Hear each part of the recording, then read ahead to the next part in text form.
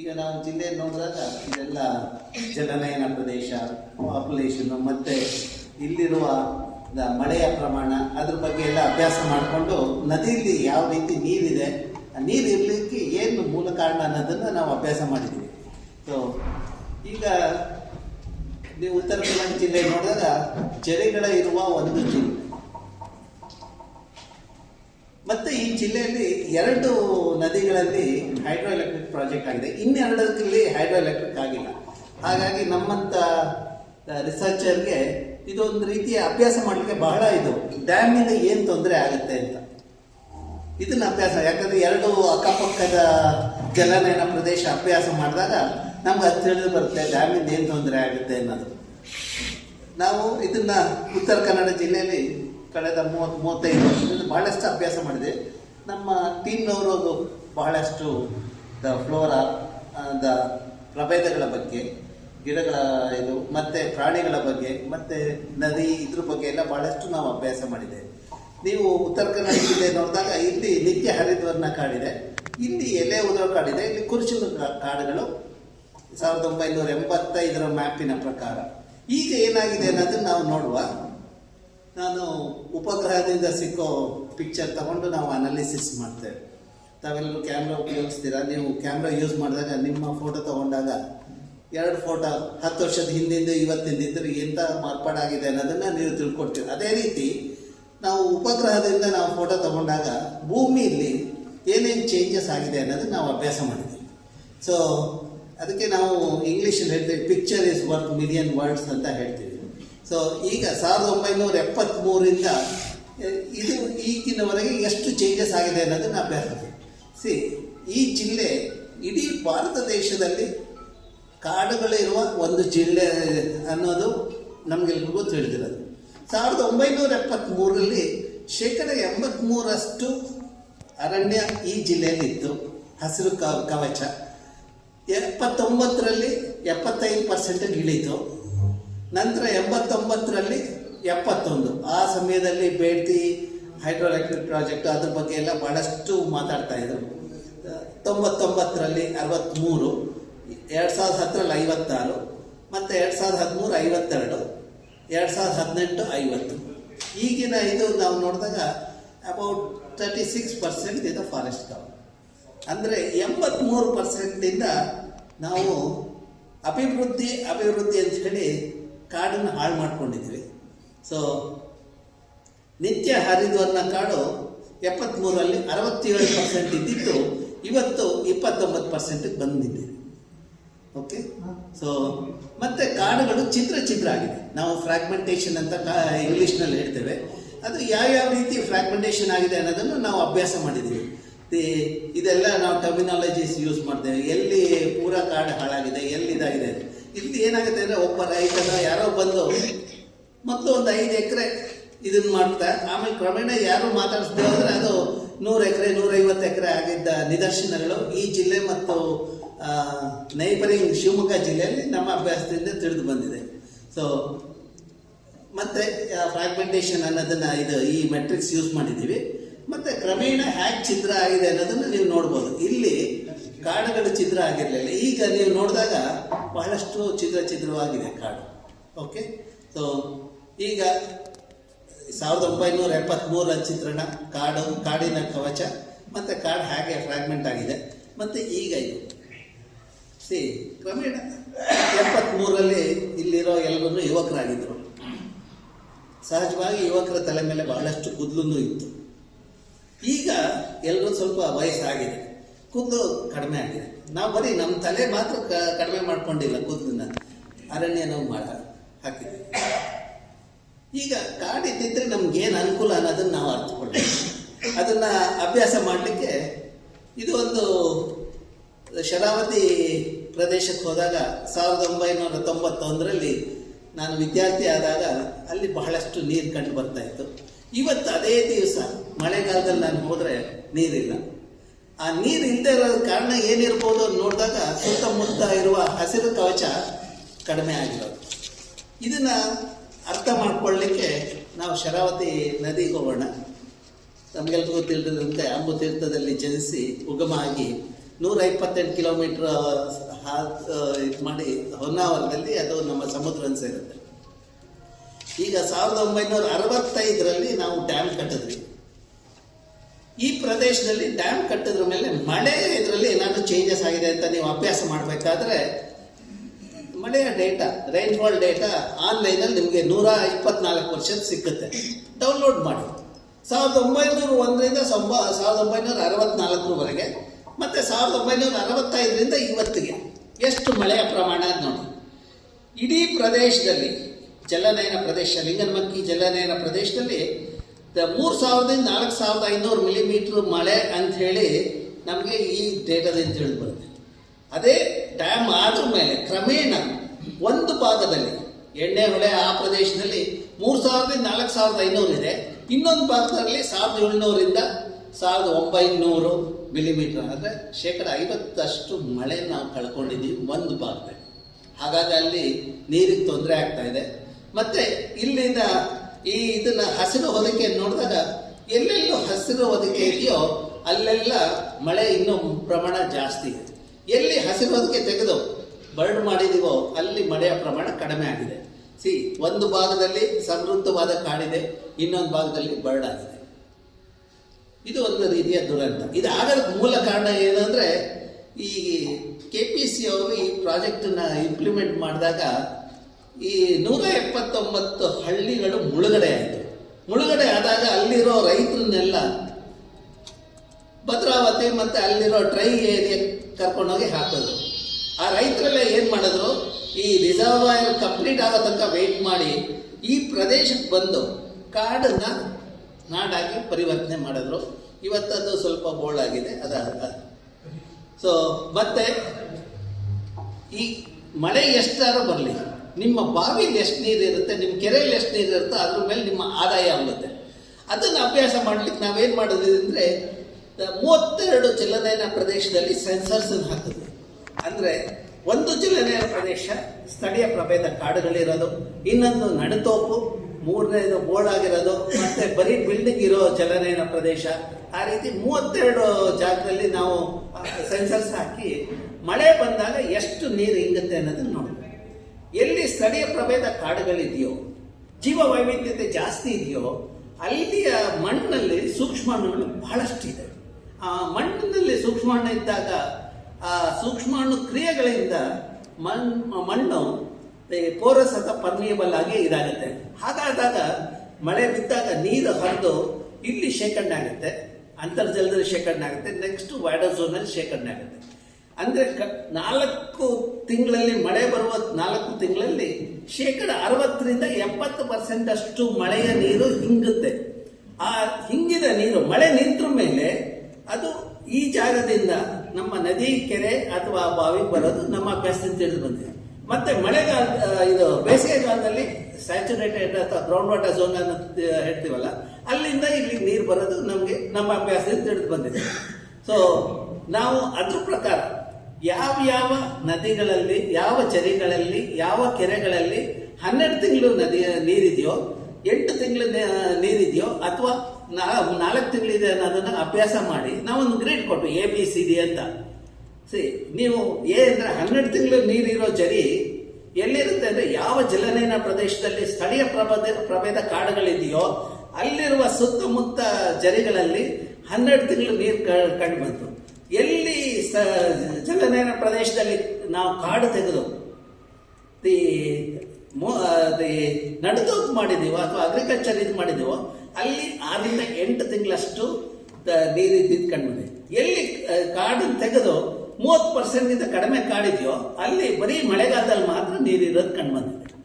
So ಈಗ ಇದನ್ನ ನೀವು ನೋಡಿದಾಗ ಈ ಪ್ರದೇಶದಲ್ಲಿ 12 ತಿಂಗಳು ನೀರಿದೆ, ಇಲ್ಲಿ 8 ತಿಂಗಳು, ಇಲ್ಲಿ 6 ತಿಂಗಳು, ಇಲ್ಲಿ 4 ತಿಂಗಳು. ಹಸಿರು ಹೊದಕೆ ನೀವು ನೋಡಿದಾಗ ಎಲ್ಲೆಲ್ಲಿ ಸ್ಥಳೀಯ ಪ್ರಭೇದ ಕಾಡುಗಳಿದೆಯೋ ಅಲ್ಲಿ 12 ತಿಂಗಳು ನೀರು ಇರ್ದಿದ್ದು ನಮ್ಗೆ ಕಂಡು ಬಂದಿದೆ. ಎಲ್ಲಿ ಕಾಡು ಚಿತ್ರ ಆಗಿದೆಯೋ ಚಿತ್ರತೆಯ ಇದ್ರ ಮೇಲೆ 8ರಿಂದ 6 ತಿಂಗಳಷ್ಟು ನೀರಿದೆ. ಎಲ್ಲಿ ಕಾಡು ಬೋಳಾಗಿದೆಯೋ 30% ಕಡಿಮೆ ಇದೆಯೋ ಅಲ್ಲಿ 4 ತಿಂಗಳು ಮಾತ್ರ ನೀರಿದೆ.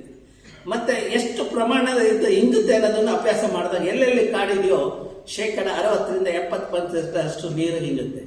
ಎಲ್ಲಿ ಭೂಮಿಯಲ್ಲಿ ನೀರು ಹಿಂಗುತ್ತೋ ಅಲ್ಲಿ ನಮಗೆ ಅಂತರ್ಜಲದಲ್ಲಿ ನೀರು ಸಿಕ್ಕುತ್ತೆ. ಸೊ ಇಲ್ಲಿ ಈ ಪ್ರದೇಶದಲ್ಲಿ ನೀರು ಹಿಂಗಲ್ಲ, 28ರಿಂದ 30% ಅಷ್ಟು.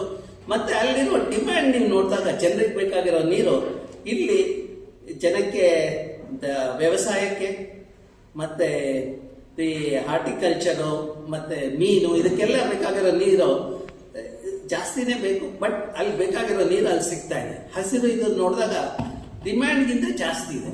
ಎಲ್ಲಿ ನಾವು ಕಾಡನ್ನು ತೆಗೆದಿದ್ದೀವೋ ನಾಡು ಮಾಡಿದ್ದೀವೋ ಅಲ್ಲಿ ಡಿಮ್ಯಾಂಡ್ ಇದೆ, ನೀರಿಲ್ಲ.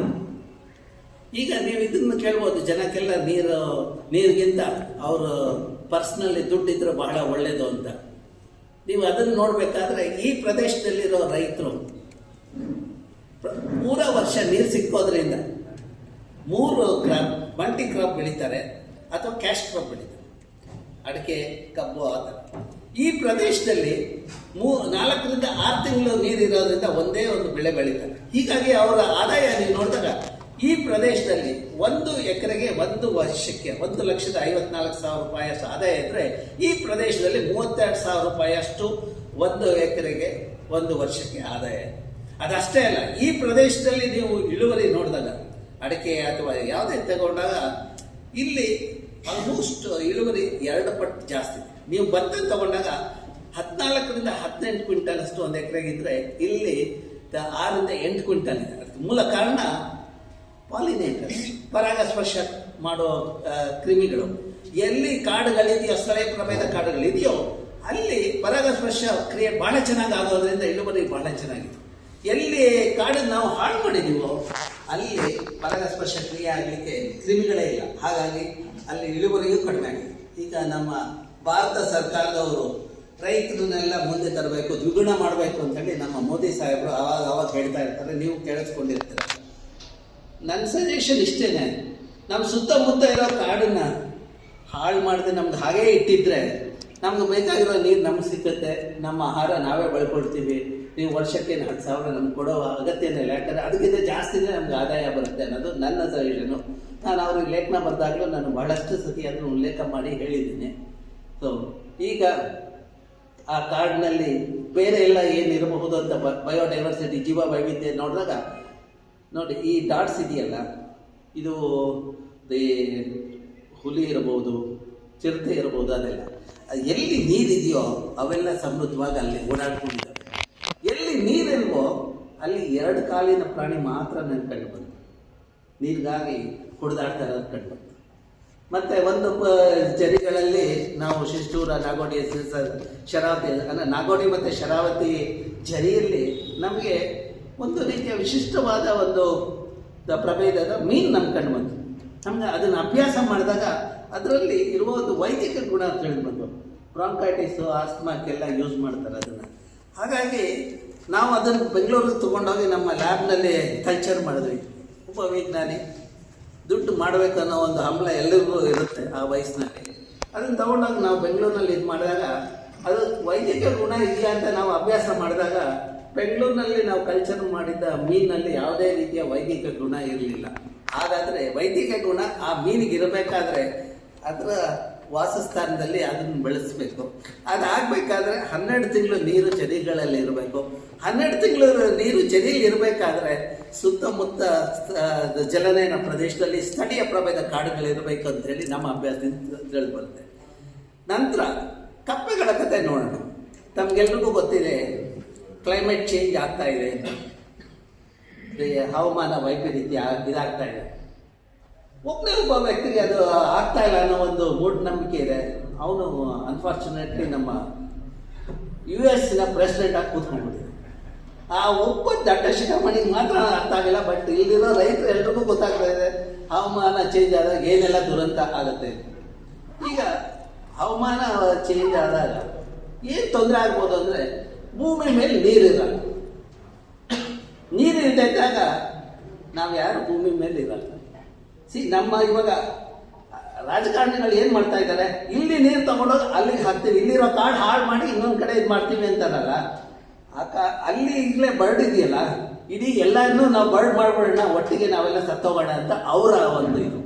ಅದನ್ನು ಮಾಡಲಿಕ್ಕೆ ಇದು. ಈಗ ನಾವು ಇದನ್ನ ನೋಡ್ಬೇಕಾದ್ರೆ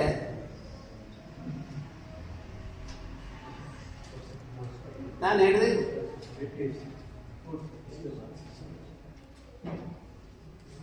ಈಗ ಹವಾಮಾನ ವೈಪರೀತ್ಯದಿಂದ ನಾವು ಎಲ್ಲನೂ ಕಳ್ಕೊಳ್ತೀವಿ, ನೀರಿರಲ್ಲ ಅಂತ ಹೇಳಿದೆ.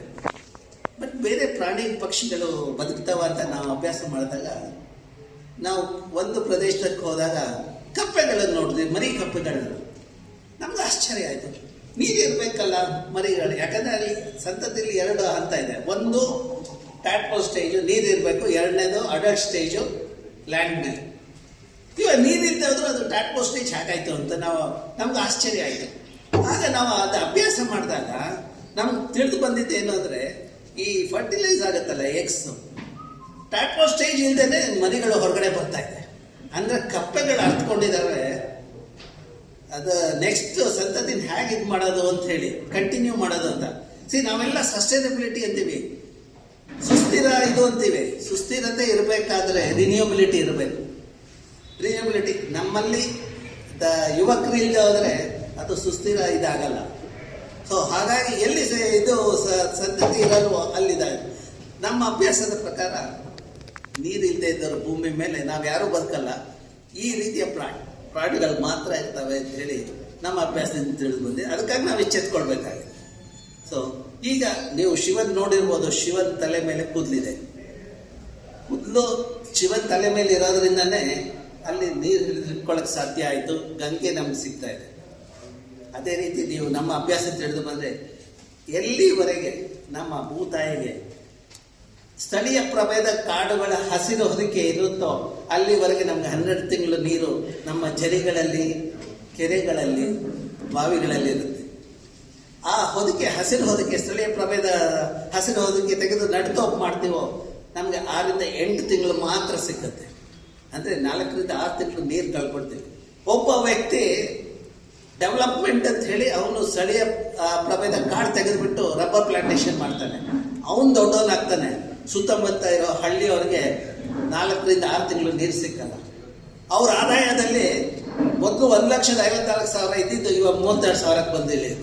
ಇದನ್ನು ನಾವು ಅರ್ಥಕೊಳ್ಬೇಕಾಗಿದೆ. ಸೊ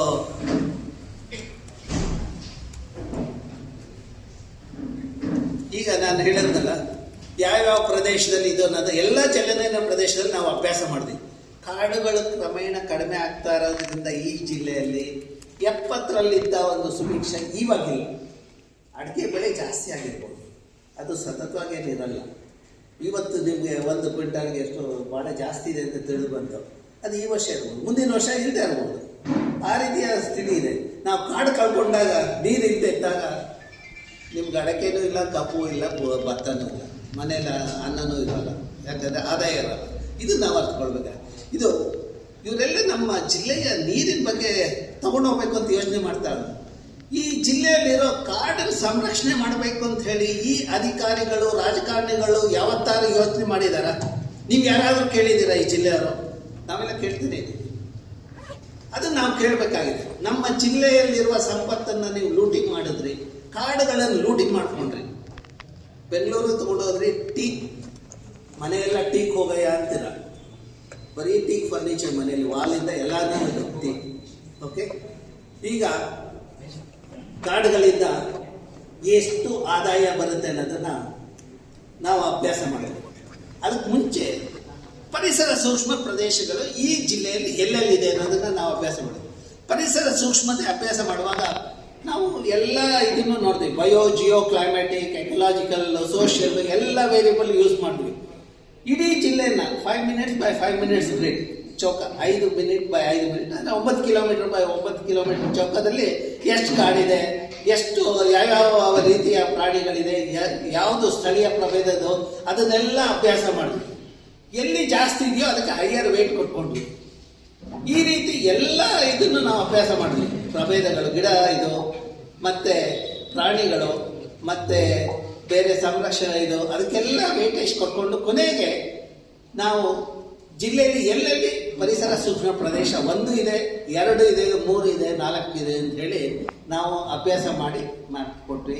ಇದನ್ನೇ ನಾವು ಮಾಧವ್ ಗಾಡ್ಗಿಲ್ ರಿಪೋರ್ಟಲ್ಲಿ ಆಗ್ತಾನೆ ನಾವು ಅಭ್ಯಾಸ ಮುಗಿಸಿದ್ವಿ. ಮಾಧವ್ ಕ್ಯಾಪಿಟಲ್ ರಿಪೋರ್ಟ್ಗೂ ಇದನ್ನೇ ತಗೊಂಡೋಗಿ ಇದು ಮಾಡಿದ್ವಿ.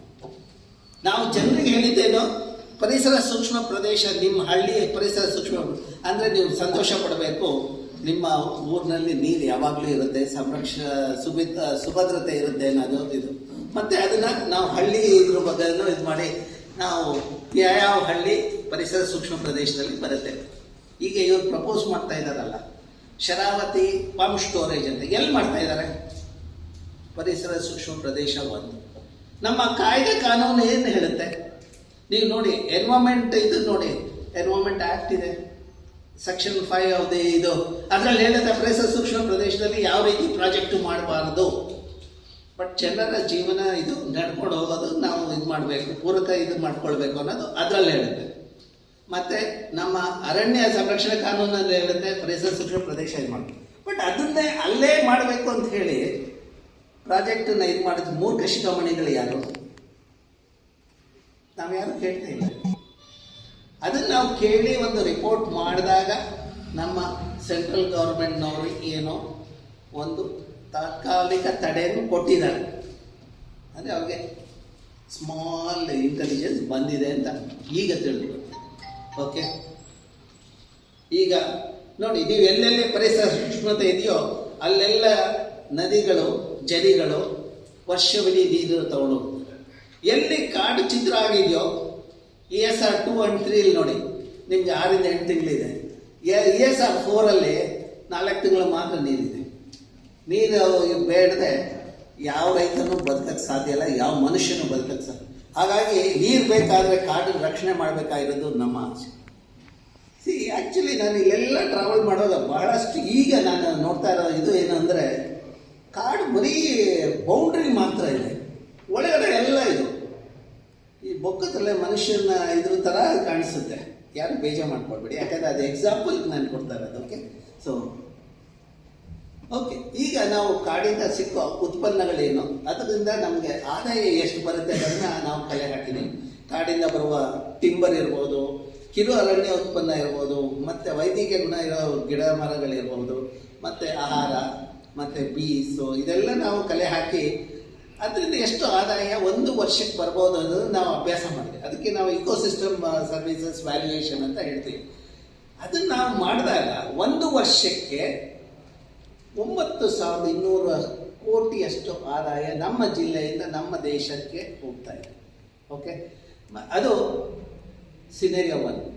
ನಾನು ಇವಾಗ ಕಾರ್ಬನ್ ಇದನ್ನು ತಗೊಂಡು ಕಾರ್ಬನ್ ಸಿಕ್ವೆಸ್ಟ್ರೇಷನ್ ಅಥವಾ ಆಕ್ಸಿಜನ್ ಪ್ರೊಡಕ್ಷನ್ ತಗೊಂಡ್ರೆ ಅದು 12,000 ಕೋಟಿ ಆಗುತ್ತೆ. ಮತ್ತು ಸಿನೇರಿಯೋ 3 15,000 ಕೋಟಿ ಆಗುತ್ತೆ. ಅದು ವೈಲ್ಡ್ ಫ್ರೂಟ್ಸು, ಕಾಡಿನಲ್ಲಿ ಬಿಡೋ ಗಿಡದಲ್ಲಿ ಬಿಡೋ ಹಣ್ಣುಗಳು ನಮ್ಮ ಪ್ರಾಣಿಗಳೆಲ್ಲ ತಿಂತಾ ಇದ್ದಾವೆ, ನಾವು ಯಾರೂ ವ್ಯಾಲ್ಯೂ ಮಾಡಿಲ್ಲ. ಅದನ್ನು ವ್ಯಾಲ್ಯೂ ಮಾಡಿದಾಗ ಇನ್ನೊಂದು 3 ಕೋಟಿಯಷ್ಟು ಆಹಾರ ನಮ್ಮ ವನ್ಯ ಮೃಗಗಳಿಗೆ ಕ್ರಿಮಿಗಳಿಗೆ ಸಿಗ್ತಾ ಇದೆ. ಸೊ ಅಂದರೆ 9,000ದಿಂದ 15,000 ಕೋಟಿಯಷ್ಟು ಆದಾಯ ನಮ್ಮ ಜಿಲ್ಲೆಯಿಂದ ನಮ್ಮ ರಾಜ್ಯಕ್ಕೆ ಮತ್ತು ನಮ್ಮ ದೇಶಕ್ಕೆ ಸಿಗ್ತಾ ಇದೆ. ಈಗ ನಾವು GDP ನೋಡೋಣ. ನಮ್ಮ ಪ್ರೊಫೆಸರ್ ಕುಮಾರಸ್ವಾಮಿ ಅವರು ಇದ್ದಾರೆ, ಅವರು GDP ಬಗ್ಗೆ ಆಮೇಲೆ ಹೇಳಬಹುದು. ಗ್ರಾಸ್ ಡೊಮೆಸ್ಟಿಕ್ ಪ್ರಾಡಕ್ಟ್ ಅಂತ ನಾನು ಹೇಳೋದು ಗ್ರಾಸ್ ಡಿಸ್ಟಾರ್ಟೆಡ್ ಪ್ರಾಡಕ್ಟ್. ನಮ್ಮ ಜಿಲ್ಲೆಯ GDP ಎಷ್ಟು? 5,798. ಅದರಲ್ಲಿ ಕಾಡಿಂದ ಎಷ್ಟು ಉತ್ಪನ್ನ ಬಂದಿದೆ ಅನ್ನೋದನ್ನು ನಾನು ಕೇಳಿದಾಗ ಅಧಿಕಾರಿಗಳು ನನಗೆ ಹೇಳಿದ್ದು 180 ಕೋಟಿ ಅಂತ. ನಾವು ಅವರಿಂದ ತಗೊಂಡೇ ಡೇಟಾ ತಗೊಂಡಿದ್ದು, ಕಾಡಿನ ಅರಣ್ಯ ಇಲಾಖೆಯಿಂದನೇ ಡೇಟಾ ತಗೊಂಡಿದ್ದು, ಎಷ್ಟು ಟಿಂಬರು ಎಷ್ಟು NTF. ಅದರಿಂದ 9,000ದಿಂದ 15,000 ಕೋಟಿ ತಿಳಿದು ಬರ್ತಾ ಇದೆ. ಇಲ್ಲಿ ಅವ್ರು ತೋರಿಸ್ತಾ ಇರೋದು ಲೆಕ್ಕದಲ್ಲಿ 180 ಕೋಟಿ. 180 ಕೋಟಿ ಅಂದರೆ 10% ಅಷ್ಟು ನಮಗೆ ಡೆವಲಪ್ಮೆಂಟ್ಗೆ, ಆ ಜಿಲ್ಲೆ ಅಭಿವೃದ್ಧಿಗೆ ಅಂತ ಕೊಡ್ತಾರೆ. ಅದೇ 9,000 ಕೊಟ್ಟಿದ್ರೆ ನಮ್ಮ ಜಿಲ್ಲೆಗೆ ಇನ್ನೂ ಎಷ್ಟು ದುಡ್ಡು ಬರ್ಬಹುದಾಗಿತ್ತು, ಅದನ್ನು ನಾವು ಕೇಳಬೇಕು. ನಾನು DC ಅವ್ರ ಹತ್ರ ಭೇಟಿಯಾದಾಗ ಇದರದ್ದು ಅಭ್ಯಾಸ ಮಾಡಿ ರಿಪೋರ್ಟನ್ನು ನಾನು DC ಕೊಟ್ಟಾಗ DCಗೆ ಹೇಳಿದೆ, ಯಾಕೆ ಈ ರೀತಿ ಅನಾಮಲಿ ಅಂತ ಕೇಳಿದೆ. ಆಗ DC ಅವರು ಆ ವ್ಯಕ್ತಿ ಯಾರು ಅಭ್ಯಾಸ ಇದನ್ನು ಡೇಟಾ ಅನಾಲಿಸಿಸ್ ಮಾಡೋ ಅವ್ನು ಕರೆಸಿದ್ರು. ಆಗ ಆ ಮನುಷ್ಯ ಹೇಳ್ತಾನೆ, ಸರ್ ನಾವು ಬರೀ ಕಟ್ಟಿಗೆಯನ್ನು ಮಾತ್ರ ಲೆಕ್ಕ ಹಾಕಿದ್ದೀವಿ ಅಂತ. ನಾನು ಕೇಳಿದೆ, ಟಿಂಬರ್ ನೀವು ತಗೊಳ್ತಾ ಇಲ್ವಾ ಕಾಡಿಂದ? ಕಿರು ಅರಣ್ಯ ಉತ್ಪನ್ನ ಹೋಗ್ತಾ ಇಲ್ಲ. ನಾನು ಪ್ರತಿ ಸತಿ ಬಂದಾಗ 100ರಿಂದ 200 ಗ್ರಾಮ್ ಮೆಣಸು ತೊಗೊಂಡೋಗ್ತೀವಿ, ಏಲಕ್ಕಿ ತೊಗೊಂಡೋಗ್ತೀವಿ, ಎಲ್ಲ ದುಡ್ಡು ಕೊಟ್ಟು ತೊಗೊಂಡೋಗ್ತೀವಿ, ಅದೆಲ್ಲ ದುಡ್ಡು ಎಲ್ಲಿ ಹೋಗ್ತಾ ಇದೆ ಅಂತ. ಇದನ್ನು ನಾವು ಕೇಳಬೇಕಾಗಿದೆ. ನಮ್ಮ ದ ನ್ಯಾಚುರಲ್ ಕ್ಯಾಪಿಟಲ್ ಅಕೌಂಟಿಂಗು ಮತ್ತು ಇಕೋಸಿಸ್ಟಮ್ ಸರ್ವಿಸಸ್ ವ್ಯಾಲ್ಯೂಯೇಷನ್ ಆಗಿ ಅದನ್ನ ನಮ್ಮ ಎಷ್ಟು ಆದಾಯ ಬರುತ್ತೋ ಅದು ಆದಾಯದಲ್ಲಿ 10% ನಮ್ಮ ಜಿಲ್ಲೆಗೆ ವಾಪಸ್ ನಾವು ಕೊಡಬೇಕು ಅಂತ ನಾವು ಕೇಳಬೇಕಾಗಿದೆ. ಇದನ್ನು ನಾನು ಸತತವಾಗಿ ಕಳೆದ 5ರಿಂದ 6 ವರ್ಷ ನಾನು ಬಹಳ ಇದರಲ್ಲಿ ಇಂಡಿಯನ್ ಲೆವೆಲ್ಲು ಮತ್ತು ಇಂಟರ್ನ್ಯಾಷನಲ್ ಲೆವೆಲಲ್ಲೂ ನಾನು ಮಾತಾಡ್ಕೊಂಡು ಬಂದಿದ್ದೀನಿ. ಸೊ ಅದನ್ನು ಇಷ್ಟೇ ಅಲ್ಲ, ಈ ಅಭ್ಯಾಸ ನಾನು 2017ರಲ್ಲಿ ನಾನು ನಮ್ಮ ವಿದ್ಯಾರ್ಥಿಗಳು ಮಾಡಿದ್ವಿ, ನಾವು ಅಂತರ್ಜಾಲದಲ್ಲಿ ಹಾಕಿದ್ವಿ. ಅದನ್ನು ಯುನೈಟೆಡ್ ನೇಷನ್ ಅವ್ರು ನೋಡಿಬಿಟ್ಟು 2019ರಲ್ಲಿ ನನಗೊಂದು ಲೆಟರ್ ಬರೀತಾರೆ, ನೀವು 10 ಜಿಲ್ಲೆಗಳನ್ನು ತಗೊಂಡು ಅಭ್ಯಾಸ ಮಾಡಿ ನಮಗೆ ರಿಪೋರ್ಟ್ ಕೊಡ್ಲಿಕ್ಕೆ ಸಾಧ್ಯನಾ ಅಂತ. ನಾನು 10 ಜಿಲ್ಲೆ ತಗೊಂಡು ನಾನು MOU ಸೈನ್ ಮಾಡಿ 10 ಜಿಲ್ಲೆಗೆ ಇದು ಮಾಡಿದಾಗ ಕೋವಿಡ್ ಬಂದ್ಬಿಡ್ತು. ನೋಡಿ, ಕೋವಿಡ್ ಎಲ್ರಿಗೂ ದುರಂತದ ಇದು, ನಮ್ಗೆ ಎಷ್ಟು ಅನುಕೂಲ ಆಯಿತು. ಆ 1 ವರ್ಷ ನಾನು ಹೊರಗಡೆ ಎಲ್ಲೂ ಓಡಾಡಲಿಲ್ಲ. ನಾವು ಮನೆಯಲ್ಲೇ ನಮ್ಮ ಲ್ಯಾಬಲ್ಲೇ ಇದ್ದಿದ್ದರಿಂದ ನಾವು ಬರೀ 10 ಜಿಲ್ಲೆಗೆ ಮಾತ್ರ ಮಾಡಲಿಲ್ಲ, 31 ಜಿಲ್ಲೆದು ಅಭ್ಯಾಸ ಮಾಡಿದ್ವಿ. ಯುನೈಟೆಡ್ ನೇಷನ್ಗೆ ನಾನು ರಿಪೋರ್ಟ್ ಕೊಟ್ಟೆ. ಯುನೈಟೆಡ್ ನೇಷನ್ ಅವರು ಇನ್ವೈಟ್ ಮಾಡಿ ನನಗೆ ನಮ್ಮ ಭಾರತ ದೇಶದ ಪ್ರತಿನಿಧಿಯಾಗಿ ನನ್ನನ್ನು ಕರೆದು ನನಗೆ ಈ ಅಭ್ಯಾಸದ ಇದನ್ನು ಹೇಳಕ್ಕೆ ಹೇಳಿದ್ರು. ಆಗ ನಾನು ಹೇಳಿದಾಗ ಅವ್ರು ಹೇಳಿದ್ರು, ಭಾರತ ದೇಶದಲ್ಲಿ ಇಂಥ ಕೆಲಸಗಳೆಲ್ಲ ನಡೀತಾ ಇದೆಯಾ, ನಮ್ಗೆ ಆಶ್ಚರ್ಯ. ನಾವೆಲ್ಲ ಒಂದೊಂದು ಹಳ್ಳಿ ಒಂದು ಜಿಲ್ಲೆ ತಗೊಂಡು ಮಾಡ್ತಾ ಇದ್ದೀವಿ, ನೀವು ನೋಡಿದ್ರೆ ಇದನ್ನೇ ಮಾಡ್ಬಿಟ್ಟಿದ್ದೀರಲ್ಲ, ಒಂದು ರಾಜ್ಯನೇ ತಗೊಂಡು ಮಾಡ್ಬಿಟ್ಟಿದ್ದೀರಲ್ಲ ಹಾಗೆ ಅಂತ. ನಾನು ಆವಾಗ ಹೇಳಿದೆ, ನಮ್ಮಲ್ಲಿರೋ ಯುವಕರ ಪ್ರತಿಭೆ ಮತ್ತು ಅವರ ಶಕ್ತಿ ಇದು ಎತ್ತಿ ತೋರಿಸುತ್ತೆ ಅಂತ. ಅದನ್ನು ನಾವು ಮಾಡಬೇಕಾಗಿದೆ. ಈಗಿನ ಯುವಕರಿಗೆ ನಾವು ಇದ್ರದ್ದು ಅರಿವು ತರಿಸಿ ಅದನ್ನು ಮಾಡಬೇಕು. 70-80 ದಶಕದಲ್ಲಿ ಆಗಿನ ಹಿರಿಯರು ಮಾಡಿದ್ರಿಂದ ನನ್ನಂಥ ಯುವಕರು, ಅಂತಿನ ಯುವಕರು ಇವತ್ತು ನಾವು ಈ ರೀತಿ ಕೆಲಸ ಮಾಡ್ಲಿಕ್ಕೆ ಸಾಧ್ಯ ಆಯಿತು. ಅದೇ ಕೆಲಸ ನನ್ನ ಜನ್ರೇಷನ್ ಅವರು ಮಾಡಬೇಕಾಗಿದೆ. ಆದರೆ ನಾನು ಇಲ್ಲಿ ನೋಡಿದಾಗ ಯುವಕರು ಬಹಳ ಕಡಿಮೆ ಇದ್ದಾರೆ ಇವತ್ತು. ಇಂದಿನ ಯುವಕರು ಎಲ್ಲಿದ್ದಾರೆ? ಮೊಬೈಲಲ್ಲೋ ಟಿವಿಲೋ ಮುಂದೆ ಎಲ್ಲೋ ಕೂತಿದ್ದಾರೆ. ಓಕೆ, ಸೊ ಇದು ಒಂದು ನಾನು ಬಹಳ ಇದು ಹೇಳ್ತಾ ಇದ್ದೀನಿ, include the degradation cost of developmental project in GDP ಅಂತ. ನೀವು ಡೆವಲಪ್ಮೆಂಟ್ ಪ್ರಾಜೆಕ್ಟ್ ಮಾಡ್ತೀರಾ, ಎಷ್ಟು ಕಾಡು ಕಳ್ಕೊಂಡಿದೆ, ಎಷ್ಟು ಪರಿಸರ ನಾಶ ಆಗಿದೆ, ಅದನ್ನು ಅಕೌಂಟ್ ಮಾಡಿಬಿಟ್ಟು ನಿಮ್ಮ GDP ಹಾಕಿ, ಆಮೇಲೆ ನಿಮ್ಮ GDP ಮುಂದೆ ಹೋಗ್ತಾ ಇದೆ ಅಂತ ಹೇಳಿ. ಅದನ್ನು ಹೇಳಿದೆ, ಬರೀ GDP ಇಸ್ ಗೋಯಿಂಗ್ 9%, 8%, 7% ಅಂತ ಹೇಳ್ಕೊಂಡು ಪ್ರಯೋಜನ ಇಲ್ಲ ಅಂತ ನಾನು ಹೇಳ್ತಾ ಇದ್ದೆ. ಬಟ್ ಕ್ರಮೇಣ ಚೇಂಜಸ್ ಆಗ್ತಾ ಇದೆ ಅಂತಾರಾಷ್ಟ್ರೀಯ ಮಟ್ಟದಲ್ಲಿ ಮತ್ತು ನಮ್ಮ ದೇಶದಲ್ಲೂ. ಈಗ ಇದ್ರ ಬಗ್ಗೆ ಭಾಳಷ್ಟು ಜನ ಮಾತಾಡ್ತಾ ಇದ್ದಾರೆ. ಈಗ ನಮ್ಮ ಅಳಿವೆ ಪ್ರದೇಶದಲ್ಲಿ ಏನಾಗ್ತಾ ಇದೆ ನೋಡೋಣ. ನಾನು ಹೇಳಿದಾಗೆ 2 ನದಿಗೆ ಅಣೆಕಟ್ಟಿದೆ, ಎಲೆಕ್ಟ್ರಿಸಿಟಿ ಜನರೇಟ್ ಆಗ್ತಾ ಇದೆ, ಇನ್ನೆರಡಕ್ಕೆ ಆಗ್ತಾ ಇದೆ. ಈಗ ಅಳಿವೆ ಪ್ರದೇಶದಲ್ಲಿ ಬರೋ ಉತ್ಪನ್ನಗಳನ್ನು ನೋಡಿದಾಗ ಎಲ್ಲೆಲ್ಲಿ ಡ್ಯಾಮ್ ಆಗಿದೆಯೋ ಅಲ್ಲಿ ನೋಡಿ ನಿಮಗೆ ಸಿಕ್ಕೋ ಮೀನು ಇರ್ಬೋದು, ಮರಳು ಇರ್ಬೋದು, ಮತ್ತು ಉಪ್ಪು ಇರ್ಬೋದು, ಅದನ್ನೆಲ್ಲ ನಾವು ಇದು ಮಾಡಿದಾಗ ಅಘನಾಶಿನಿಯಲ್ಲಿ 1 ಹೆಕ್ಟೇರ್ಗೆ 1 ವರ್ಷಕ್ಕೆ 11 ಲಕ್ಷ ಅಷ್ಟಿದೆ ಆದಾಯ. ಅದೇ ಕಾಳಿ ನೋಡಿ 2,40,000 ರೂಪಾಯಿ ಅಷ್ಟು. ಶರಾವತಿಲಿ ನೋಡಿ 2,80,000. ಅಂದರೆ 10ರಿಂದ 11 ಲಕ್ಷ ಆದಾಯ ಬರೋ ಅಳಿವೆ ಪ್ರದೇಶನ ನಾವು ಡ್ಯಾಮ್ ಕಟ್ಬಿಟ್ಟು ಅಲ್ಲಿ ಅಳಿವೆ ಪ್ರದೇಶಕ್ಕೆ ಬರಬೇಕಾದ ಫಲವತ್ತತೆ ಇದನ್ನು ನಾವು ಹಿಡಿದಿಟ್ವಿ. ಹಾಗಾಗಿ ಅಲ್ಲಿ ಮೀನಿನ ಪ್ರಮಾಣ ಕಡಿಮೆ ಆಯಿತು, ಏಡಿಗಳ ಪ್ರಮಾಣ ಕಡಿಮೆ ಆಯಿತು, ಬರೀ ಏಡಿಗಳಿದ್ದಾರೆ ಇವಾಗ. ಹಾಗಾಗಿ ಅಲ್ಲಿ ಈ ರೀತಿಯ ತೊಂದರೆಗಳಾಗ್ತಾ ಇದೆ. ಸೊ ಈಗ ಅಘನಾಶಿನಿ ಪ್ರದೇಶದಲ್ಲಿ ಜನರು ಎಷ್ಟು ಅಳಿವೆ ಪ್ರದೇಶದ ಮೇಲೆ ಡಿಪೆಂಡ್ ಆಗಿದೆ ಅಂತ ನಾವು ನೋಡಿದಾಗ 7,000ದಿಂದ 8,000 ಫ್ಯಾಮಿಲೀಸ್ ಅವರ ಫಿಶಿಂಗ್ ಡೇಸು ಮತ್ತು ಎಷ್ಟು ಆದಾಯ ಇದೆ ಅದನ್ನೆಲ್ಲ ನಾವು ಲೆಕ್ಕ ಹಾಕಿದ್ವಿ. ಅದನ್ನು ಸಂಕ್ಷಿಪ್ತವಾಗಿ ಹೇಳಬೇಕಾದ್ರೆ ನೋಡಿ, ಎಲ್ಲಿ ನಾವು ಡೆವಲಪ್ಮೆಂಟಲ್ ಪ್ರಾಜೆಕ್ಟ್ ಮಾಡಿದ್ದೀವಿ, ಸೋಕಾಲ್ಡ್ ಹೈಡ್ರೋಎಲೆಕ್ಟ್ರಿಕ್ ಪ್ರಾಜೆಕ್ಟ್ ಎಲ್ಲಿ ಮಾಡಿರೋ ಅದನ್ನು ನೋಡಿ ಜನಕ್ಕೆ ಏನು ಹೊಡೆತ ಬೀಳುತ್ತೆ ಸ್ಥಳೀಯ ಜನರಿಗೆ ಅಂತ. ಅಘನಾಶಿನಿಯಲ್ಲಿ 1 ವರ್ಷಕ್ಕೆ 1,53,000 ರೂಪಾಯಿ ಅಷ್ಟು ಆದಾಯ ಇದೆ ಅಳಿವೆ ಪ್ರದೇಶದಲ್ಲಿ. ಅದೇ ಗಂಗಾವಳಿಯಲ್ಲಿ 1,35,000 ರೂಪಾಯಿ ಅಷ್ಟು ಆದಾಯ ಇದೆ. ಅದೇ ಶರಾವತಿ ನಾವು ಡ್ಯಾಮ್ ಕಟ್ಟಿದ್ವಲ್ಲ, ಹೈಡ್ರೋ ಎಲೆಕ್ಟ್ರಿಸಿಟಿ ಜನರೇಟ್ ಮಾಡ್ತೀವಿ ಅಂತ ನಮ್ಮ ಬೆಂಗಳೂರಿಗೆ ಕಳಿಸಿದ್ರು ಅಷ್ಟೇ. ಇಲ್ಲಿ ಈ ಜಿಲ್ಲೆಗೆ ಸಿಕ್ಕಲಿಲ್ಲ ಅಥವಾ ಶಿವಮೊಗ್ಗಕ್ಕೆ ಸಿಕ್ಕಲಿಲ್ಲ. ಅಲ್ಲಿ ಎಷ್ಟಿದೆ ಶರಾವತಿ? 9,600 ಅಷ್ಟು ಆದಾಯ ಇದೆ. ಅದೇ ಕಾಳಿಯಲ್ಲಿ 41,000 ರೂಪಾಯಿ ಅಷ್ಟಿದೆ. ಈಗ ನದಿ ತಿರುವು ಯೋಜನೆಯಿಂದ ಈ ಜಿಲ್ಲೆಯಲ್ಲಿರೋರ ಅಡಿಕೆಗೆ ಹೊಡೆತ ಬೀಳ್ಬೋದು ಅಷ್ಟೇ ಅಲ್ಲ, ಕರಾವಳಿಯಲ್ಲಿರೋ ಜನದ ಲೈವ್ಲಿಹುಡ್ ಎಫೆಕ್ಟ್ ಆಗುತ್ತೆ. ಅದನ್ನು ನಾವು ಕ್ವಶನ್ ಮಾಡಬೇಕಾಗಿದೆ. ಕರಾವಳಿಯಲ್ಲಿರೋ ಜನ ಏನು ಮನುಷ್ಯರಲ್ವಾ? ಇಲ್ಲಿರೋ ನೀರು ಆದರೆ ಸಿದ್ಧವಾದರೆ ಉಪ್ಪು ನೀರು ಒಳಗಡೆ ಬರುತ್ತಲ್ಲ, ಇದನ್ನ ಯಾರು ಕೇಳಲ್ವಾ? ಸುತ್ತಮುತ್ತ ಇರೋ ಜಿಲ್ಲೆಯವರು ಅವ್ರಿಗೆ ನೀರು ಬೇಕಾದರೆ ನಮ್ಮ ಪೊದ್ದಾರ ಇದ್ದಾರೆ, ಇವರು ಇದ್ದಾರೆ, ಎಲ್ಲರೂ ಹೇಳ್ತಾರೆ ಏನು ಮಾಡಬೇಕು ಅಂತ. ಅದನ್ನು ಕಾರ್ಯಗತ ಮಾಡಲಿ. ಇದನ್ನ ಸಮರೈಸ್ ಮಾಡಬೇಕಾದ್ರೆ ಎಲ್ಲಿ ಡ್ಯಾಮ್ ಇಲ್ವೋ ಅಲ್ಲಿ ಆದಾಯ ಜಾಸ್ತಿ ಇದೆ, ಎಲ್ಲಿ ಡ್ಯಾಮ್ ಆಗಿದೆಯೋ ಆ ನದಿಯಲ್ಲಿ ಆದಾಯ ಅಳಿವೆ ಪ್ರದೇಶದಲ್ಲಿ ಕಡಿಮೆ ಆಗಿದೆ ಅನ್ನೋದು ನಮ್ಮ ಅಭ್ಯಾಸ. ಇದನ್ನು ಪಬ್ಲಿಷ್ ಮಾಡಿದ್ದೀವಿ. ಓಕೆ, ಈಗ ಕೊನೆ ಹಂತದಲ್ಲಿ ನಾನಿದ್ದೀನಿ. ಭೂಮಿ ಮೇಲೆ ಎಷ್ಟು ಜೀವ ವೈವಿಧ್ಯತೆ ಇರ್ಬೋದು ಅಂತ ನಾವು ಅಭ್ಯಾಸ ಮಾಡುವಾಗ ನಾವು ಬೇರೆ ಲಿಟ್ರೇಚರ್ ನೋಡ್ತೀವಿ. ಸ್ಕ್ರಿಪ್ಚರ್ಸ್ ನೋಡಿದಾಗ ಋಗ್ವೇದದಲ್ಲಿ 8 ರಿಂದ 12 ದಶಲಕ್ಷ ಅಷ್ಟು ವೈವಿಧ್ಯತೆ, ಅಂದರೆ ಪ್ರಾಣಿ ಪಕ್ಷಿ ಇದೆಲ್ಲ ಇದೆ ಅಂತ, ಗಿಡಗಳಿದೆ ಅಂತ ತಿಳಿದು, ನಾವು ಸೈನ್ಸಲ್ಲಿ 1,50,000 ಏನೋ ಹೇಳ್ತೀವಿ. ಓಕೆ, ಈಗ ಯಾವ ಪ್ರದೇಶದಲ್ಲಿ ಜೀವ ವೈವಿಧ್ಯತೆ ಜಾಸ್ತಿ ಇದೆ ಅಂತ ನೀವು ನೋಡಿದಾಗ ಲ್ಯಾಟಿಟ್ಯೂಡ್ನಲ್ಲಿ ಈ ಪ್ರದೇಶದಲ್ಲಿ ಜಾಸ್ತಿ ಇದೆ. ಇದು ಯಾವುದು? 8 ರಿಂದ 15 ಡಿಗ್ರಿ ಲ್ಯಾಟಿಟ್ಯೂಡ್, ಅಂದರೆ ನಮ್ಮ ಕೇರಳ, ಕರ್ನಾಟಕ, ತಮಿಳುನಾಡು ಮತ್ತು ಗೋವಾ. ಅಂದರೆ ನಾವು ಬಳುವಳಿಯಾಗಿ ನಮಗೆ ಸಿಕ್ಕಿರೋ ಜೀವ ವೈವಿಧ್ಯತೆನ ಹಾಳು ಮಾಡೋ ಇದು ನಮ್ಗೆ ಯಾರಿಗೂ ಇಲ್ಲ, ಬಟ್ ನಾವು ಹಾಳು ಮಾಡ್ತಾ ಇದ್ದೀವಿ.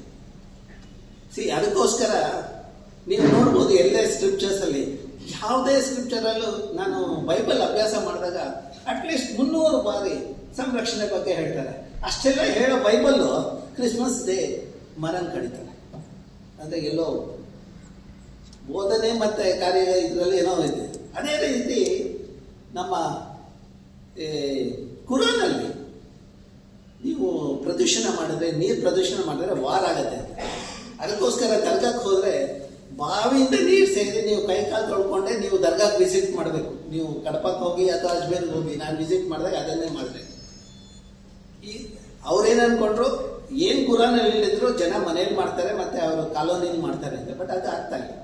ಅದೇ ರೀತಿ ನಮ್ಮ ಮತ್ಸ್ಯ ಪ್ರಾಣದಲ್ಲಿ ಎಷ್ಟು ಬಹಳ ಚೆನ್ನಾಗಿ ಹೇಳಿದೆ ಅಂದರೆ, ನೀರಿಗೂ ಮತ್ತು ಮಗುಗೂ ಮತ್ತು ಗಿಡಕ್ಕಿರುವ ಒಂದು ಸಂಬಂಧ ಎತ್ತಿ ತೋರಿಸಿದೆ. ಒಂದು ಬಾವಿಯು ಮನೆಯಲ್ಲಿದ್ದರೆ ಮನೆ ಸುಭಿಕ್ಷ. 10 ಬಾವಿಗಳು ಒಂದು ಕೆರೆಗೆ ಸಮ, 10 ಕೆರೆಯು ಒಂದು ರಿಸರ್ವಾಯರ್ಗೆ ಸಮ, 10 ರಿಸರ್ವಾಯರ್ ಸರೋವರವು ಒಂದು ಮಗುವಿಗೆ ಸಮ, 10 ಮಕ್ಕಳು ಒಂದು ಗಿಡಕ್ಕೆ ಸಮ. ಅಂದರೆ ನಿಮಗೆ 10 ಮಕ್ಕಳಿದ್ರೆ ಅಷ್ಟೇ ಬೆನಿಫಿಟ್ ಒಂದು ಗಿಡ ನೆಡೋದ್ರಿಂದ, ನೋಡ್ಕೊಳ್ಳೋದ್ರಿಂದ ಇದಾಗತ್ತೆ. ಬಟ್ ಇಲ್ಲಿ ಒಂದು ಬಹಳ ನನಗೆ ಆತಂಕಕಾರಿ ವಿಷಯ ಅಂದರೆ, ಈ ಜಿಲ್ಲೆಯಲ್ಲಿ ಮತ್ತು ಪಕ್ಕದ ದಕ್ಷಿಣ ಕನ್ನಡ ಇದರಲ್ಲಿ ನಮ್ಮ ತಮ್ಮನ ಮಕ್ಕಳು ಅಂದರೆ ನಮ್ಗೆ ಆಗಲ್ಲ, ತಂಗಿ ಮಕ್ಕಳು ಅಂದರೆ ಆಗಲ್ಲ, ಅಂಥ ಸ್ಥಿತಿಯಲ್ಲಿ ಇದೆ. ಅದೊಂದು ದುರಂತ. ಅದೇನೋ ಯಾಕೆ ಆಗ್ತಾ ಇದೆ ಅಂತ ನನಗೆ ಅರ್ಥ ಆಗ್ತಾ ಇಲ್ಲ. ಇಲ್ಲಿ ನಾನು ಅಭ್ಯಾಸ ಮಾಡಿದಾಗ ಕೆಲವೊಂದು ಮನೆಗೆ ಹೋದಾಗ ನನಗೆ ಆಹಾರ ಕೊಡ್ತಾರೆ, ಫುಡ್ ಕೊಡ್ತಾರೆ, ಅದೇ ಅವ್ರ ತಮ್ಮನ ಮಗನಿಗೆ ಕೊಡಲ್ಲ. ಅದು ಏನೋ ಅವ್ರ ತೊಂದರೆನೋ ಏನೋ ಗೊತ್ತಿಲ್ಲ. But anyway that is A different social problem. ನಾವು ಕಮಿಂಗ್ ಬ್ಯಾಕ್, ನಾನು ಹೇಳಿದೆ 10 ಮಕ್ಕಳು ಒಂದು ಮರಕ್ಕೆ ಸಮ. ನಾನು ಲೇಖನ ಬರೆಯುವಾಗ ಏನು ಬರೀತೀನಿ, ನೀವು ಒಂದು ಮರ ತೆಗೆದ್ರೆ 10 ಮರಗಳನ್ನು ಕಡ್ದ 10 ಮಕ್ಕಳನ್ನ ಮರ್ಡರ್ ಮಾಡಿದಾಗೆ, ಕೊಲೆ ಮಾಡಿದಾಗೆ ಅಂತ ನಾನು ಲೇಖನ ಬರೆಯೋದು. ನೀವು ಕೇಳ್ಬೋದು ಎಷ್ಟು ಉಪಯೋಗ ನಿಮ್ಮ ಲೇಖನದಿಂದ ಅಂತ. ಒಬ್ಬ ಅರಣ್ಯ ಅಧಿಕಾರಿ ಬರ್ತಾನೆ ನನ್ನ ಆಫೀಸಿಗೆ, ಸ್ವಾಮಿ ನೀವು ಅವ್ರ ಕಣ್ಣಲ್ಲಿ ನೀರಿದೆ. ನಾನು ಕೇಳಿದೆ, ಯಾಕಪ್ಪ ನೀನು ಕಣ್ಣಲ್ಲಿ ನೀರಿದೆ ಅಂದರೆ, ನಿಮ್ಮಿಂದನೇ ನನ್ನ ಕಣ್ಣಲ್ಲಿ ನೀರಿದೆ. ನಾನು ಹೇಳಿದೆ, ಏನಾಯಿತು ಅಂದೆ. ನನ್ನ ಲೇಖನ ಹೊರಗಡೆ ತೆಗೆದು ನನ್ನ ಟೇಬಲ್ ಮೇಲೆ ಹಾಕ್ತಾರೆ, ನೀವು ಬರ್ದಿರೋದು ನೋಡಿ ನನ್ನ ಕಣ್ಣಲ್ಲಿ. ನಾನೆಲ್ಲ ಲೇಖನ ಬರೀತೇನೆ, ಬಟ್ ಯಾವುದೇ ಇಂಡಿವಿಜುವಲ್ ಬಗ್ಗೆ ಬರೆಯಲ್ಲ, ನಾನು ಸಿಸ್ಟಮ್ ಬಗ್ಗೆ ಬರೀತೀನಿ ಅಂತಂದೆ. ಆಗ ಹೇಳಿದ್ರು, ನಿಮ್ಮ ಲೇಖನದಲ್ಲಿ ಮರ ತೆಗೆದ್ರೆ ಒಂದು ಮರಕ್ಕೆ 10 ಮಕ್ಕಳ ಕೊಲೆ ಆದಂಗೆ ಅಂತ. ಈಗ 179 ಮರ ನಾನು ತೆಗಿಬೇಕು, ನಾನು ನಾಳೆ 179 ಮರ ತೆಗೆದ್ರೆ ನೀವು ಇನ್ನೊಂದು ಲೇಖನ ಬರೀತಾರ 1790 ಮಕ್ಕಳನ್ನ ನಾನು ಕೊಲೆ ಮಾಡಿದ್ದೀನಿ ಅಂತ. ನಾನು ಹೇಳಿದೆ, ನನಗೆ ಭಾಳ ಸಂತೋಷ ಆಗ್ತಾ ಇದೆ, ಯಾಕಂದರೆ ಲೇಖನ ಅಷ್ಟೊಂದು ಎಫೆಕ್ಟಿವ್ ಆಗಿದೆ. ನಾನು ಕನ್ನಡದಲ್ಲಿ ಬರ್ತಿದ್ದರಿಂದ ನಿಮಗೆಲ್ಲ ಅರ್ಥ ಆಯಿತು. ಆವಾಗ ಅವ್ರು ಕೇಳಿದ್ರು, ಇದು ನನ್ನ ಪರ್ಯಾಯ ವ್ಯವಸ್ಥೆ. ನಾನು ಹೇಳಿದೆ, ಇಲ್ಲಿ ಹತ್ತಿರದಲ್ಲಿ ಜಾಗ ಇದೆ, ನಾನು ಕೊಡಿಸ್ತೀನಿ, ನೀವು 2 ಹೆಕ್ಟೇರ್ ಜಾಗದಲ್ಲಿ ಗಿಡಗಳನ್ನು ನಡಿ. ಅಟ್ಲೀಸ್ಟ್ 4 ರಿಂದ 5 ವರ್ಷದ ಗಿಡಗಳನ್ನು, ಸ್ಥಳೀಯ ಪ್ರಭೇದ ಗಿಡಗಳು, ಮತ್ತು ಇಲ್ಲಿರೋ ಒಳ್ಳೆ ಜಾತಿ ಮರಗಳನ್ನು ಟ್ರಾನ್ಸ್ಪ್ಲಾಂಟ್ ಅವ್ರು ಮಾಡೋಕ್ಕೆ ಶುರು ಮಾಡಿದಾಗ ಬೆಂಗಳೂರಿನವ್ರು ಸಪೋರ್ಟ್ ಮಾಡ್ತಾರೆ. ಓಕೆ, ಸೊ ಈಗ ಪಶ್ಚಿಮ ಘಟ್ಟದಲ್ಲಿ ಎಲ್ಲೆಲ್ಲಿ ಹಸಿರು ಹ್ಯಾಕ್ ಚೇಂಜಸ್ ಆಗಿದೆ ಅನ್ನೋದು ಅಭ್ಯಾಸ ಮಾಡಿದ್ವಿ. ಮತ್ತೆ ಹಸಿರು ಚೇಂಜಸ್ ಆಗಿದ್ರಿಂದ ಪರಿಸರದಲ್ಲಿ ಏನು ಚೇಂಜ್ ಆಗ್ಬೋದು ಅನ್ನೋದನ್ನ ಅಭ್ಯಾಸ ಮಾಡಿದ್ವಿ. ಈ ಟೆಂಪ್ರೇಚರ್ ಕೇರಳ 1.5 ಡಿಗ್ರಿ ಟೆಂಪ್ರೇಚರ್ ಜಾಸ್ತಿ ಆಗುತ್ತೆ, ಮಳೆಯ ಪ್ರಮಾಣ ಕಡಿಮೆ ಆಗುತ್ತೆ. ಎಲ್ಲಿ ಮಳೆ ಜಾಸ್ತಿ ಬರ್ತಾ ಇದೆಯೋ ಅಲ್ಲಿ ಮಳೆ ಕಡಿಮೆ ಬರುತ್ತೆ ಕೇರಳದಲ್ಲಿ, ಕರ್ನಾಟಕದಲ್ಲಿ. ಮತ್ತೆ ನಮ್ಮ ರೆಡ್ಡಿ ಸಾಹೇಬ್ ಇದ್ದಾರೆ, ಅವ್ರು ಹೇಳ್ತಾರೆ ಆಮೇಲೆ. ಮತ್ತೆ ಇಂಟೆನ್ಸಿಟಿ ಆಫ್ ರೈನ್ಫಾಲ್, ಮಳೆ ಬರ್ಬೋದು, ಅದೇ ಪ್ರಮಾಣ ಬರ್ಬೋದು ನಿಮಗೆ 2000-3000 ಮಿಲಿಮೀಟರ್, ಬಟ್ ಅದೆಲ್ಲನೂ ಒಂದೇ ವಾರದಲ್ಲಿ ಬರುತ್ತೆ. ಹೈ ಇಂಟೆನ್ಸಿಟಿ ರೈನ್ಫಾಲ್ ಅಂತ ನಾವು ಹೇಳ್ತೀವಿ. ಆ ಇಂಟೆನ್ಸಿಟಿ ರೈನ್ಫಾಲ್ ಬಂದರೆ ಲ್ಯಾಂಡ್ ಸ್ಲೈಡು, ಮಡ್ ಸ್ಲೈಡ್ಸ್ ಆಗುತ್ತೆ, ಭೂ ಕುಸಿತಗಳಾಗುತ್ತೆ.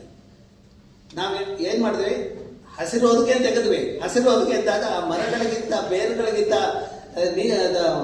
ಮಣ್ಣನ್ನು ಹಿಡಿದಿಟ್ಕೊಳ್ಳೋ ಒಂದು ಸಾಮರ್ಥ್ಯ ತೆಗೆದಾಕ್ಬಿಟ್ವಿ. ಆ ಗುಡ್ಡದ ಮೇಲೆ ಇವಾಗ ನೀರು ಹಾಕ್ತಾ ಇದ್ದೀವಿ ಜಾಸ್ತಿ ಪ್ರಮಾಣದ, ಹಾಗಾಗಿ ಅಲ್ಲಿ ಭೂಕುಸಿತ ಇದೆಲ್ಲ ಆಗ್ತಾ ಇದೆ, ಇನ್ನೂ ಜಾಸ್ತಿ ಆಗುತ್ತೆ. ಆಲ್ರೆಡಿ ನಾವು ಕ್ಯೋಟೋ ಪ್ರೋಟೋಕಾಲು ಎಲ್ಲ ಇದನ್ನು ಮಾತಾಡ್ಕೊಂಡು ಬಂದ್ವಿ. 1.5 ಡಿಗ್ರಿ ಇದು ಮಾಡ್ತೀವಿ ಅಂತ ಹೇಳಿ ಕಾಪ್ ಮೀಟಲ್ಲಿ ಹೇಳ್ಕೊಂಡು ಬಂದ್ವಿ. ಆಲ್ರೆಡಿ 1.5 ಡಿಗ್ರಿ ಜಾಸ್ತಿ ಆಗೋಗಿದೆ. ಅದಕ್ಕೆ ಸರಿಯಾಗಿ ನಮ್ಮ ಅಣ್ಣ ಒಬ್ಬ ಬಂದು ಅಲ್ಲಿ ಟ್ರಂಪ್ ಆಗಿ ಕೂತಿದ್ದಾನೆ US ಅಲ್ಲಿ. ಓಕೆ, ಈಗ ಈ ಕಾಡಿನಲ್ಲಿ ಎಷ್ಟು ಕಾರ್ಬನ್ ಶೇಖರಣೆ ಆಗಿದೆ ಅಂತ ಹೇಳಿ, ಇಂಗಾಲದ ಇದು ಅಂಶ ಶೇಖರಣೆ ಆಗಿದೆ ಅಂತ ಅಭ್ಯಾಸ ಮಾಡಿದ್ವಿ. ನಮ್ಮ ಅಭ್ಯಾಸದ ಪ್ರಕಾರ ಪಶ್ಚಿಮ ಘಟ್ಟ ಜಿಲ್ಲೆಯಲ್ಲಿರೋ ಕಾಡು ಮತ್ತು ಮಣ್ಣುಗಳಲ್ಲಿ 1.23 ಮಿಲಿಯನ್ ಗಿಗಾಗ್ರಾಮ್ ಅಷ್ಟು ಕಾರ್ಬನ್ ಶೇಖರಣೆ ಆಗಿದೆ. ಮತ್ತೆ ಪ್ರತಿ ವರ್ಷ 37,000 ಅಷ್ಟು ಕಾರ್ಬನ್ ಶೇಖರಣೆ ಆಗ್ತದೆ ಪ್ರತಿ ವರ್ಷ. ಅದು ನಿಮ್ಮ ತ್ರಿವೆಂಡ್ರಮಲ್ಲಿ ಉತ್ಪನ್ನ ಆಗಿರೋ ಕಾರ್ಬನ್ ಇರ್ಬೋದು, ಕಾರ್ಬನ್ ಡೈಆಕ್ಸೈಡ್. ತಾವೆಲ್ಲರೂ ಉಸಿರಾಡಿದಾಗ ನೀವು ಹೊರಗಡೆ ಇಂಗಾಲದ ಡೈಆಕ್ಸೈಡ್ ಹಾಕ್ತೀರ. ನಿಮ್ಮ ಪ್ರಮಾಣ ಎಷ್ಟು ಅಂದರೆ 540 ಗ್ರಾಮ್. ನೀವೆಲ್ಲ ಹಿರಿಯರು ಇರೋದ್ರಿಂದ ಯುವಕರಿಗೆಲ್ಲ 920 ಗ್ರಾಮ್ ಒಂದು ದಿವಸಕ್ಕೆ. ಒಬ್ಬ ಮನುಷ್ಯ 1 ಹೆಕ್ಟರ್ ಮರ 1 ವರ್ಷಕ್ಕೆ 5ರಿಂದ 9 ಟನ್ ಅಷ್ಟು ಕಾರ್ಬನ್ ಶೇಖರಣೆ ಮಾಡಿದೆ. ಆ ಪ್ರಮಾಣ ನಾವು ಕ್ಯಾಲ್ಕುಲೇಟ್ ಮಾಡಿದ್ವಿ. ಇದು ಎಷ್ಟಾಗ್ಬೋದು ಅನ್ನೋದನ್ನ ಇದು ಮಾಡಿದಾಗ ಅಂದಾಜು ಮಾಡಿ ಮೌಲ್ಯ ನೋಡಿದಾಗ 100 ಬಿಲಿಯನ್ ರುಪೀಸ್, 1.4 ಬಿಲಿಯನ್ ಡಾಲರ್. ನೀವು ಕೇಳ್ಬೋದು, ಇದು ಏನು ಪ್ರಯೋಜನ, ದುಡ್ಡು ಕೊಟ್ಟು ಈಗಾಗಲೇ ಇದೆ ಅಂತ ಹೇಳ್ತೀರ, ಏನು ಮಮ್ಮಿ? ಕಾರ್ಬನ್ ಕ್ರೆಡಿಟ್ ಅಂತಿದೆ. ನಾನು ಅಂತಾರಾಷ್ಟ್ರೀಯ ಮಟ್ಟದಲ್ಲಿ ನಮ್ಮ ಸರ್ಕಾರದ ಪ್ರತಿನಿಧಿಯಾಗಿ, ಭಾರತ ಪ್ರತಿನಿಧಿಯಾಗಿ ಹೋದಾಗ ನಾನು ಹೇಳ್ತೀನಿ ಬೇರೆ ದೇಶದವ್ರಿಗೆ, ನೀವು ಉತ್ಪನ್ನ ಮಾಡಿದ ಕಾರ್ಬನ್ ಎಲ್ಲ ನಮ್ಮ ಕಾಡಿನಲ್ಲಿದೆ, ಎಷ್ಟು ನಾವು ಶೇಖರಣೆ ಮಾಡಿದ್ವಿ. ಆಗ ನಾವು ಇಂಡಸ್ಟ್ರಿಯಲೈಸ್ ಆಗಿರಲಿಲ್ಲ, ನೀವೆಲ್ಲ ಆಗಿದ್ರೆ ನೀವು ಉತ್ಪನ್ನ ಮಾಡಿದ್ದು ನಾವು, ಯಾಕಂದರೆ ಭೂಮಿ ಒಂದೇ ಅಟ್ಮಾಸ್ಫಿಯರು. ನೀವು ಅಲ್ಲಿ ಉತ್ಪನ್ನ ಮಾಡಿದ್ರೆ ನಮ್ಮ ಕಾಡು ಶೇಖರಣೆ ಮಾಡ್ಕೊಂಡಿದೆ. ನಮ್ಮ ಕಾಡು ಶೇಖರಣೆ ಮಾಡ್ಕೊಂಡಿರೋದ್ರ ಮೌಲ್ಯ 1.4 ಬಿಲಿಯನ್ ಡಾಲರ್. ನೀವು ಅಷ್ಟು ದುಡ್ಡು ನಮಗೆ ಕೊಡಬೇಕು ಪ್ರತಿ ವರ್ಷ. ಹಾಗಾಗಿ ಕನ್ಸರ್ವೇಷನ್ಗೆ ದುಡ್ಡು ಸಿಕ್ಕುತ್ತೆ. ಓಕೆ, ಇದನ್ನ ನಾವು ಏನು ಮಾಡಬೇಕು ಅಂದರೆ, ನಾವೊಂದು ಡಿಸಿಷನ್ ಸಪೋರ್ಟ್ ಸಿಸ್ಟಮ್ ಡೆವಲಪ್ ಮಾಡಬೇಕು. ಇದೇ ಇನ್ಫಾರ್ಮೇಷನ್ನು ಅಂತರ್ಜಾಲದಲ್ಲಿದ್ದರೆ ಜನಕ್ಕೆ ಎಷ್ಟು ಅನುಕೂಲ ಆಗ್ಬೋದು. ಯಾಕಂದರೆ ಪ್ರತಿಯೊಬ್ಬ ವ್ಯಕ್ತಿಗೂ ಮೊಬೈಲ್ ಇಟ್ಕೊಂಡು ಓಡಾಡ್ತಿರ್ತಾನೆ, ಎಕ್ಸೆಪ್ಟ್ ಮೀ, ನಾನು ಮೊಬೈಲ್ ಯೂಸ್ ಮಾಡಿ. ಓಕೆ, ಅದಕ್ಕೆ ಇದನ್ನ ಈ ಇನ್ಫಾರ್ಮೇಷನ್ ಹಾಕಿದ್ರೆ ಇದು ನೋಡಿ, ಇದು ಅಂತರ್ಜಾಲದಲ್ಲಿ ನಿಮ್ಗೆ ಸಿಗುತ್ತೆ. ಯಾವ ಹಳ್ಳಿ, ಯಾವ ಇದು ಪರಿಸರ ಸೂಕ್ಷ್ಮತೆ ಅಂತ. ಇನ್ನೊಂದೆರಡು ನಿಮಿಷ.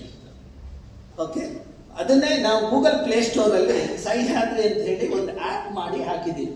ನೀವು ಅದನ್ನು ಡೌನ್ಲೋಡ್ ಮಾಡ್ಕೊಳ್ಳಿ, ನಿಮ್ಮ ಮಕ್ಕಳಿಗೆ, ನಿಮ್ಮ ಸುತ್ತಮುತ್ತ ಇರೋ ಸ್ಥಳೀಯರಿಗೆಲ್ಲ ತೋರಿಸಿ ಅದು ಪರಿಸರ ಸೂಕ್ಷ್ಮತೆ ಅಂದ್ರೇನು.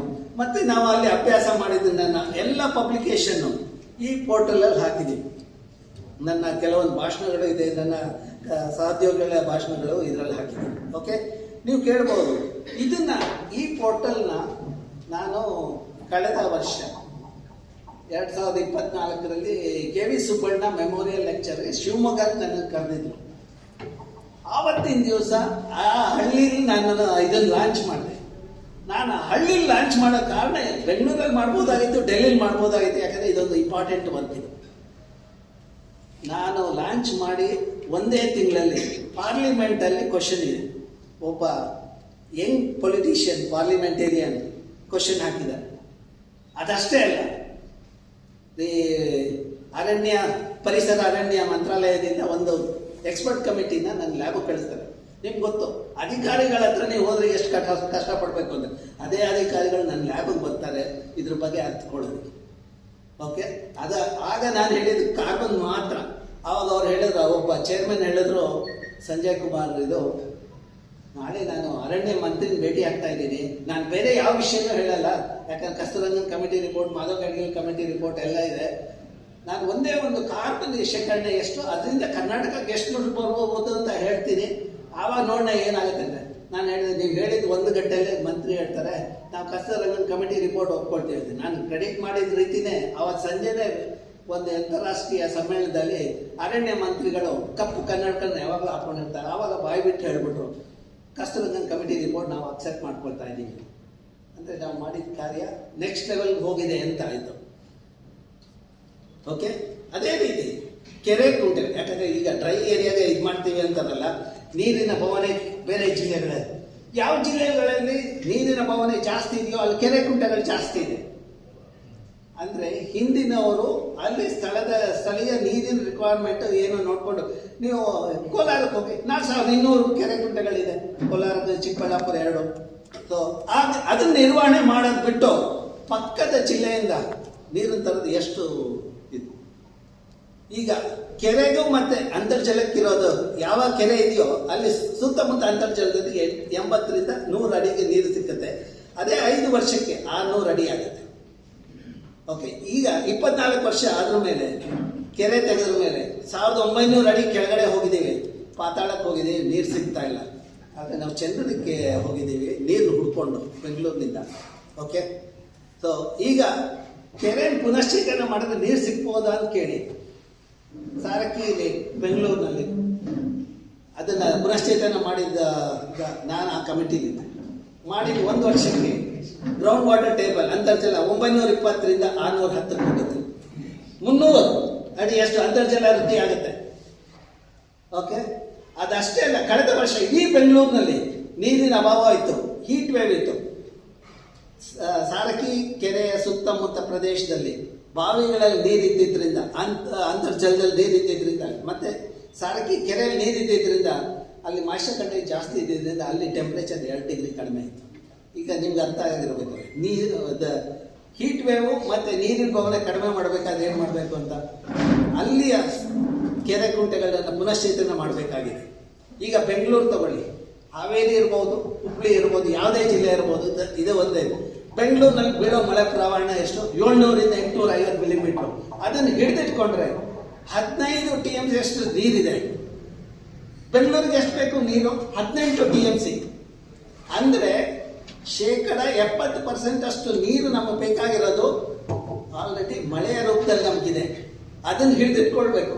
ಅದನ್ನು ಹಿಡಿದಿಟ್ಕೊಳ್ಳೋದಕ್ಕೆ ಏನು ಮಾಡ್ಬೋದು? ಒಂದು, ರೈನ್ ವಾಟರ್ ಹಾರ್ವೆಸ್ಟಿಂಗ್, ಪ್ರತಿ ಮನೆಗೂ 4ರಿಂದ 5 ತಿಂಗಳು ಜಾಸ್ತಿ ನೀರು ಸಿಗುತ್ತೆ.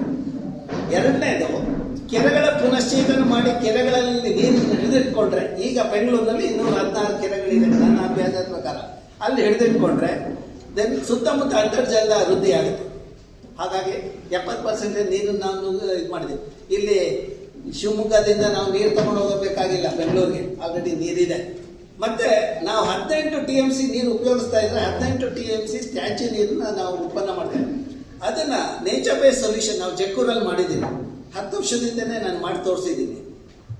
ಅದನ್ನ ಅಳವಡಿಸಿದ್ರೆ ಟ್ರೀಟ್ಮೆಂಟ್ಗೆ ಇನ್ನೊಂದು 16 TMC ಸಿಗುತ್ತೆ. ಅಂದರೆ 18 TMC ಬೇಕಾಗಿರೋ ಜಾಗದಲ್ಲಿ ಮಳೆ ನೀರು ಕೊಯ್ಲಿಂದ 15 TMC, ಮತ್ತೆ ತ್ಯಾಜ್ಯ ನೀರನ್ನು ಪುನಃ ಸಂಸ್ಕರಿಸೋದ್ರಿಂದ 16 TMC, 31 TMC ಸಿಗುತ್ತೆ. ಇದು ಸುಸ್ಥಿರ ಸ್ಥಿತಿ ಅಲ್ವಾ ಇದು? ಇದನ್ನು ನಾವು ಮಾಡಬೇಕಾಗಿದೆ. ಹಾವೇರಿಯಲ್ಲಿ ಇರುವ ಪ್ರತಿಯೊಬ್ಬ ಅಧಿಕಾರಿನ ಇದನ್ನು ಕೇಳಬೇಕಾಗಿದೆ. ಆ ಕೆರೆ ಅಥವಾ ಕಾಡು ಹಾಳಾಗಿದ್ರೆ ಅವರ ಸ್ಯಾಲ್ರಿ ನಾವು ಡಿಡಕ್ಟ್ ಮಾಡಬೇಕು, ಆವಾಗ ಅವರಿಗೆ ಇದು ಎಚ್ಚೆತ್ಕೊಳ್ತಾರೆ. ಮತ್ತೆ ಮೌಲ್ಯ, ಅದು ಕೆರೆಗಳ ಮೌಲ್ಯನೂ ನಾವು 7,320 ಬಿಲಿಯನ್ ರುಪೀಸ್ ಅಂತ ನಮ್ಮ ಕೆರೆಗಳ NPV. ಓಕೆ, ಸೊ ಇಷ್ಟು ಹೇಳಿ ನಾನು ಮುಗಿಸ್ತಾ ಇದ್ದೀನಿ. ಇನ್ನು ಮಿಕ್ಕಿದ್ದೆಲ್ಲ ಐ ಥಿಂಕ್ ನಮ್ಮ ಇವ್ರು ಮಾತಾಡ್ತಾರೆ. ಯಾಕಂದರೆ ಟೆಂಪ್ರೇಚರ್ ಚೇಂಜ್ ಆಗ್ತಾ ಇರೋದು ಎಲ್ರಿಗೂ ಗೊತ್ತಿದೆ, ಅದರಿಂದ ಡಿಸಾಸ್ಟರ್ ಜಾಸ್ತಿ ಆಗ್ತಾ ಇದೆ, ನಮ್ಮ ರೆಡ್ಡಿ ಅವರು ಹೇಳ್ತಾರೆ.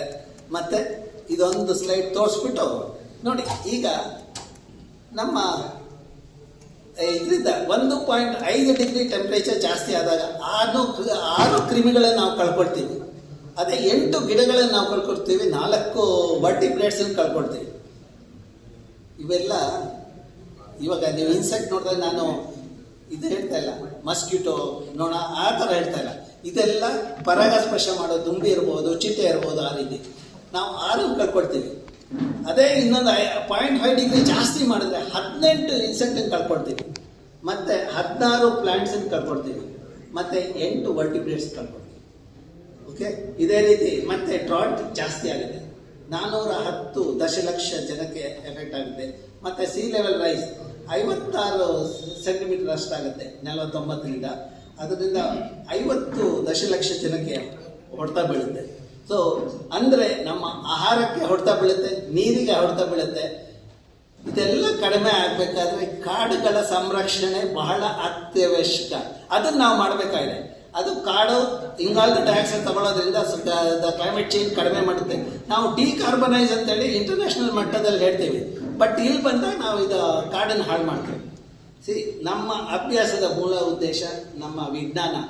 ಈ ಸಣ್ಣ ಮಕ್ಕಳ ತಲೆಯಲ್ಲಿ ವಿಜ್ಞಾನದ ಇದನ್ನು ತಂದು ಅವ್ರನ್ನ ಒಂದು ಸತಿ ಅವರು ಪರಿಸರ ಇದ್ರ ಬಗ್ಗೆ ಎಲ್ಲ ಅರ್ಥಕೊಂಡಾಗ ಅವರು ಸೆನ್ಸಿಬಲ್ ಸಿಟಿಸನ್ ಆಗ್ತಾರೆ. ಅಂಥ ಮಕ್ಕಳು ನಮಗೆ ಬೇಕಾಗಿದೆ. ಅವರು ಅಂಥವ್ರು ಆದಾಗ, ರೆಸ್ಪಾನ್ಸಿಬಲ್ ಸಿಟಿಸನ್ಸ್ ಆದಾಗ, ಒಳ್ಳೆ ಕೆಲಸ ಮಾಡಿದಾಗ ನಾವೆಲ್ಲರೂ ಖುಷಿಯಾಗಿರ್ತೀವಿ ಅನ್ನೋದು ಇದರಿಂದ ತಿಳ್ಕೊಳ್ತೀವಿ. Thank you all.